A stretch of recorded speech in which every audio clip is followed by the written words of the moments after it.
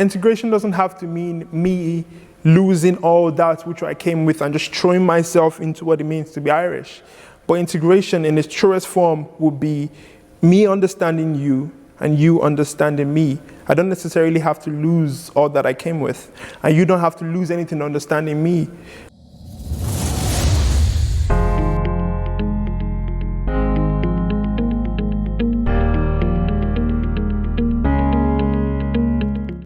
So my name is Dagogo Hart. I am a poet, playwright, spoken word artist, performer, anything that has to do with words really. I enjoy doing it. I moved to Ireland when I was 16, so exactly 10 years ago now. I came over from Lagos, Nigeria. Before I moved over, I wasn't really a writer, I wasn't really a poet. I suppose I used to do little raps in secondary school with a group of my friends. I suppose that was the beginning of this whole writing thing, but nothing serious. Even my first couple of years in Ireland, I didn't really do anything serious, but the big shift for me was when I moved over to Dublin, because Dublin is obviously a lot more multicultural, is a lot more out there in terms of the arts, in terms of spoken word and poetry and all that kind of stuff. I'd gone to a few shows actually, and I met Felicia at one of them, and I introduced myself, and then I met her at the Slam Sunday. I performed as well, and it was a competition, so she came first, I came second, and that was like, boom, yes, this is it. This is what I want to do.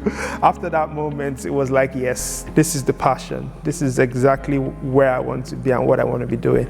So after that, I started doing a couple open mics here and there. I applied for Cuirt in Galway. With that opportunity, I was able to do electric picnic. So all that stuff was just happening at the same time, and it was really, really cool. And I started just working on personal projects. That's essentially how we started. And now myself, FeliSpeaks, and Sam, we're part of a poetry collective called WeAreGriot. So we have two main things, Talkatives and See-Through.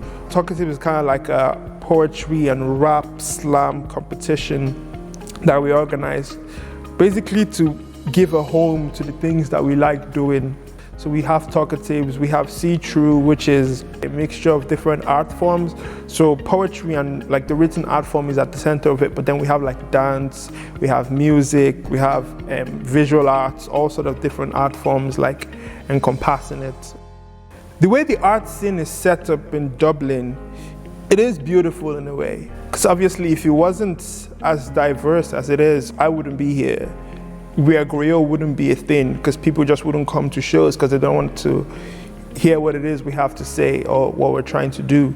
So to an extent, I love the fact that Dublin allows you to share these other stories, to share these other voices that are not white in a way or Irish. But on the other side of it, it also feels like there's so much more that can be done in terms of representation in the arts, from the head, which is like the big wigs that are more into the politics and the business of the arts, and the voices that are in those rooms and the faces that are in those rooms. I'd like to know how much of it is representative of what the actual artists on the floor are, how much of that is representative of the scene that is Dublin, because Dublin is beautiful in terms of culture, in terms of the blend of culture. I mean, one of the beauty of being in the arts is you get to collaborate with all these different art forms a lot, and it's always so beautiful when I see different cultures represented. And it's not like, oh, some cultural appropriation nonsense where someone is just like, oh, let's just get a kimono and put it in it. There's an actual Asian person involved, there's an actual Nigerian person involved, there's an actual Polish person, Spanish person, and all that blend is just so beautiful. So I know I've gone on a long rant now, but I just want to see that all true basically, yeah. In terms of language, obviously there's beauty in having a variety of language. But I suppose the difficulty and the stumbling block is the fact that a lot of the audience would be either English speaking or Irish speaking. It's very difficult to get foreign language that are not any of these two languages to be at the forefront of a written art form or language art form. Like, it's a lot more easier when it comes to like dance or fashion or painting. But I am hopeful, I am optimistic in terms of saying other languages, because I've written poems that I've tried to imbibe a bit of different languages in terms of Pidgin English or in terms of Yoruba or Swahili. I would like to see that beauty of the combination. And when you hear the poem, the full breadth of the poem, you can feel what that means. I've listened to poems where they use words that I have no idea what the word means, but when you hear the full breadth of the poem, like it resonates what exactly that word means and what the poet is trying to say. So I 100% believe that when people like me or people like Polish-speaking poets or Spanish-speaking poets or Yoruba-speaking poets go out there, I think it's very important that you don't necessarily lose all parts of your language or your culture in your art form or in your poem, but you can try to mix it and imbibe with the different languages that you speak or the different cultures that surround you or that you subscribe to and you are a part of. Because at the end of the day, the poem is firstly for you, the poet, before it's for anybody else. I think one of the most important things for my generation and the generations coming behind is education, and not just education in terms of classroom education, but you as an individual going out there to seek information and educating yourself in that way.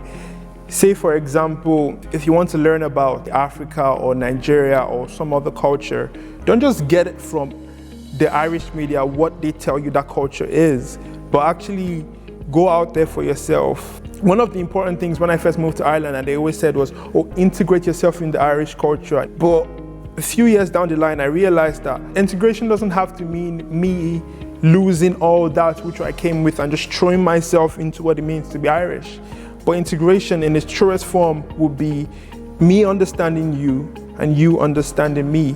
I don't necessarily have to lose all that I came with, and you don't have to lose anything understanding me. Like, take for example Netflix. If I want to learn about Polish or all the different languages on Netflix, I'll just watch a movie from that aspect. I won't watch an English movie and what they said about the Poles. Do you get what I mean?